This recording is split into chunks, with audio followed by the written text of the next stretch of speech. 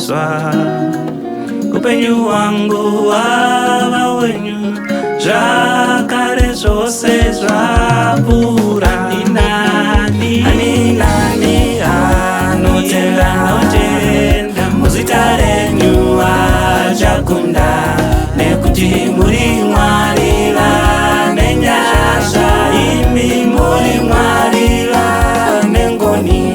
Nhasi munoraramira imimi Mwari, tinomirira shoko renyu.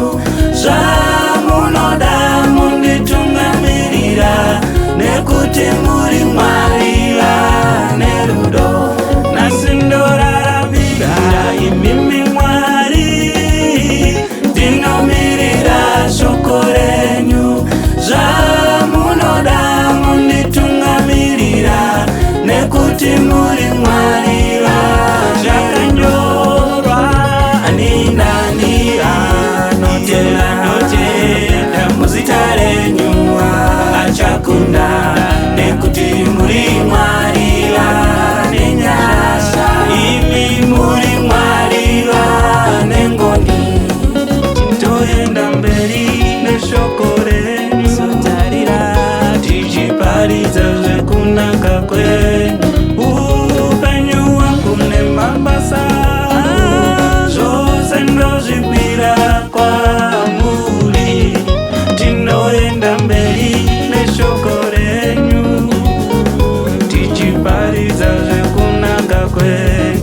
Hakuna mumwe ane simba, tiri muka Jesu munotikumbisa. Nani anotenda muzita renyu achakunda, nekuti muri Mwari vane nyasha, imi muri Mwari vane ndotenda. Ani nani anotenda muzita renyu achakunda, nekuti muri Mwari vane nyasha, imi muri Mwari vane ngoni.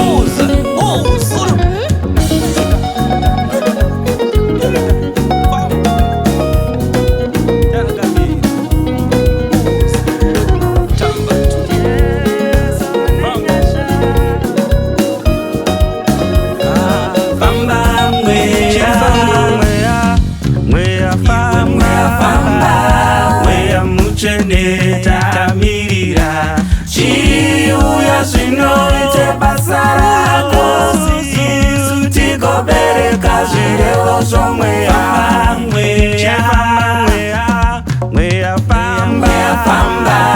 Mweya mutsvene tamirira chiuya zvinoite basa rako, isu tigobereka zvirevo zvomweya. Kudenga uko kwakatimirira matarira, vanotenda vose vachakuona.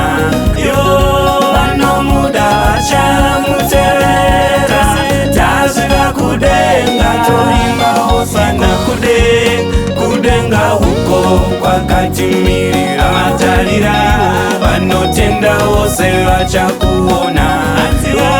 Vanomuda vachamutevera, tasvika kudenga toimba hosana. Ani nani anotenda muzita renyu achakunda,